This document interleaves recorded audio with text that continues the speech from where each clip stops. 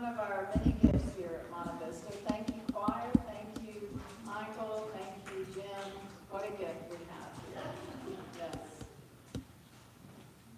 It is my honor to introduce to you Father Richard Rohr, who is an amazing man who does wonderful ministry and is a world-renowned author and speaker, and I have the privilege of getting to visit with him recently.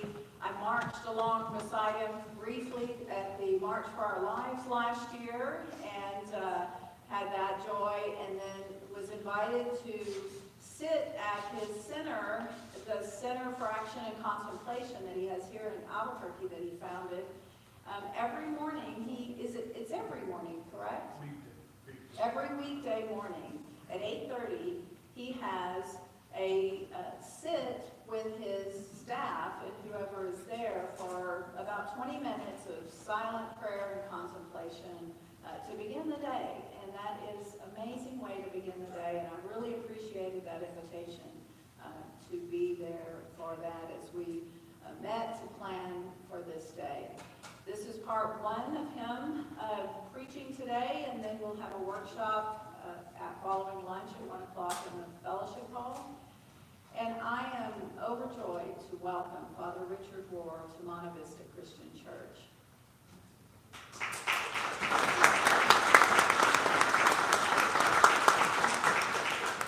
Good morning. Good morning. Thank you, Don. It is a privilege, and I mean that sincerely. If we as fellow members of the body of Christ do not take every initiative we can to build these tiny bridges, what hope do we have to build bigger bridges with other nations, other religions? So thank you for inviting me to walk over this tiny bridge that still is so rare. The gospel I'm going to read is from our common lectionary, and it's usually considered the end point of the first part of Mark's gospel. It's all building up to this lovely story. So let me read from the 10th chapter of Mark, beginning in verse 46. By the way, I should say too, it's a delight to preach to Protestants because you tend to be more interested in Scripture than Catholic. My Catholic brothers and sisters, I don't know what happened to us, but here I can assume that I'm talking to a ready and prepared congregation.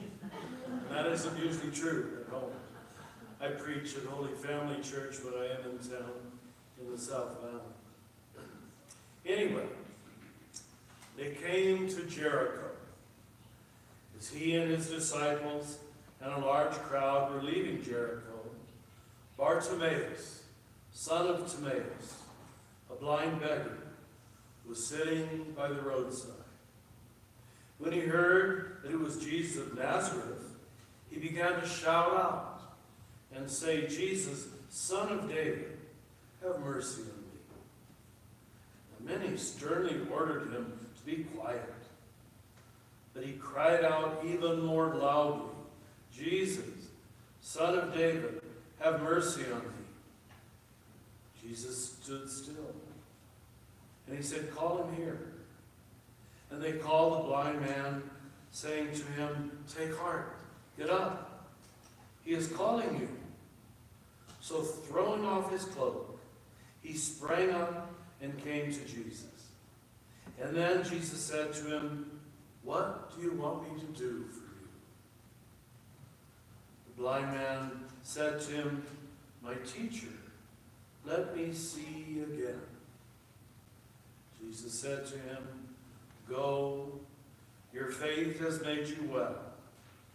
And immediately he regained his sight and followed him on the way. The word of God for the people of God.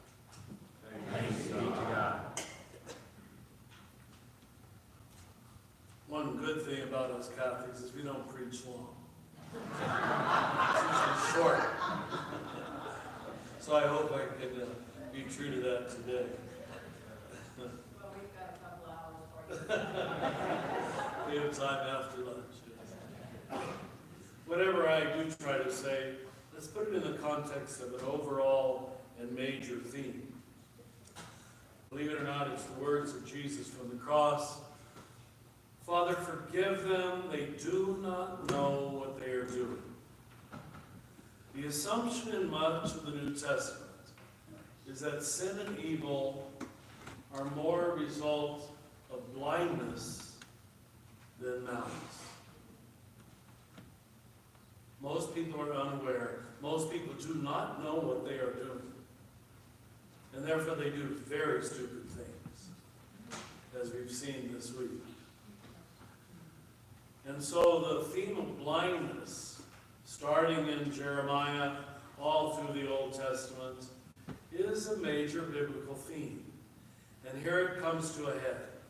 Now let's put this final story of the first part of Mark's Gospel in context, because in many ways it leads up to this, even though the story seems so very simple. If you read immediately before the previous chapter of chapter 10, we have, well, in fact, chapters 8, 9, and 10 of Mark, we have Jesus continually inviting the apostles on what we call, in Franciscan terminology, the path of descent. How to go down, not up. That he's going to suffer, and he's inviting them to go with him. And if you remember, every single time he says this, 3 times in a row, chapter 8, 9, and 10, they change the subject. Or entirely miss the point. And right before this passage, they are arguing about who's going to sit at the left and the right. It's almost a cartoon. It's almost a caricature of how stupid the central disciples can be. I know we think the church was founded on these 12 guys, but there isn't much evidence in the text itself that they ever got the point till Pentecost, it seems. So let's even bring a little geographical symbolism. I was lucky enough, we Franciscans own all the real estate in the Holy Land. Wherever Jesus did anything, my order bought it over a period of 800 years. If you've been there, you see us running around, taking tours to the Garden of Gethsemane or wherever else it might be. And I remember being taken to this place of Jericho. And you've probably been told this in your scripture studies. It is considered the lowest sea level city in the world. You go down, down, down, down, coming from Jerusalem. It's lower, lower. It's like a furnace. It's so hot in Jericho. But this was not lost on a Jewish audience. That for 3 chapters, he's been telling them about going down, and he geographically takes them downward. And there he meets a man who's not seeking to be up, but who's admitting he's blind, admitting he's a nobody. He is presented as an alternative to the 12 apostles or disciples, as really the ideal disciple. He has no evidence of qualities. There's no checking out whether he was baptized or if he's Methodist or Presbyterian or Catholic. Jesus doesn't ask if he's in his first marriage, as we would. He doesn't ask if he's gay or straight, as we would. He doesn't ask if he's even Jewish. We have no indication. Is this guy of Jesus' true faith? The only requirement is humility and trust. And he says, it is your trust that is saving you. And that probably is a better translation of the word faith. Because our notion of faith has become a highly intellectualized notion. Whereas when you trust somebody, you know it includes the heart and the emotions too. So here we have this little blind man at the bottom of the world, reaching out in trust, with no credentials, no credibility, and that's all Jesus needs. That's all he needs to move in. Take heart, get up. He's calling you. He sprang up, he came to Jesus. And then Jesus, almost as if inviting him through an open door, says, "What do you want me to do for you?" So often I know I've sadly said to people, "What do you want?" I'm ashamed to admit that. What are you going to ask of me? What kind of job or money or concern do you want to be? But Jesus presents himself as the giver. What do you want me to do for you? Obviously saying, I will. My teacher, let me see. Without anything further, he says, go, your trust has made you well. It's almost too easy. You know, all the miracle stories in the New Testament are not really about the miracle. It's the change in relationships that happens because of the encounter. That's the spiritual point. We Catholics always read, wow, Jesus can work miracles. He can make the blind see. Why isn't he doing it anymore? Is our first question. Well, we read the passage wrongly.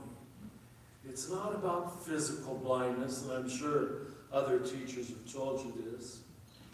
It's about spiritual blindness, about people who are closed, hard-hearted, set in their ways.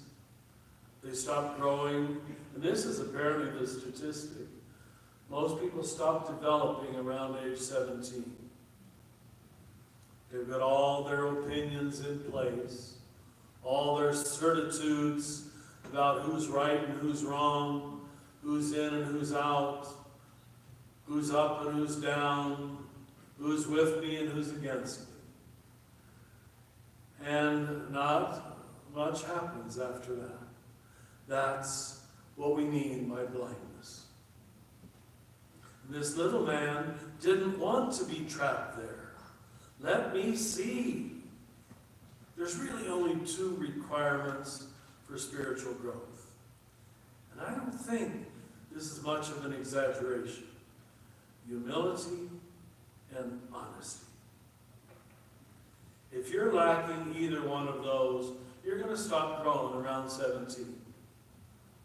And you've got your opinions and your certitudes and your belonging systems all in place, and you'll spend the rest of your life hardening those boundaries about why you're right and why everyone else is wrong.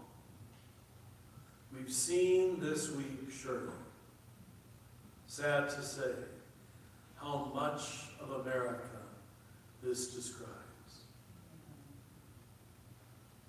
And this country that we thought was more or less supposed to be Christian, that hear these same gospels that you're hearing right now, but it was all about miracles out there, back there, in Jericho, wherever that is. It wasn't a story about now, here, me, you, us. The great thing about the gospel, rightly heard, is that it isn't ammunition so you can change other people. The gospel is always, and I'm making an absolute statement if you'll allow me, it's always about changing you. And because we haven't heard it that way, we remain complacent and comfortable in our supposed certitudes and ended up being very blind people ourselves. Don't let that happen to you. I don't think it's happening to you, or you wouldn't have had the courage to invite an outsider here to talk to you today. Thank you. And let God be your teacher. If I've said anything wrong or offensive or heretical, may God erase it from your ears. If I've said anything that's even a bit of the truth, may God plant it in your heart.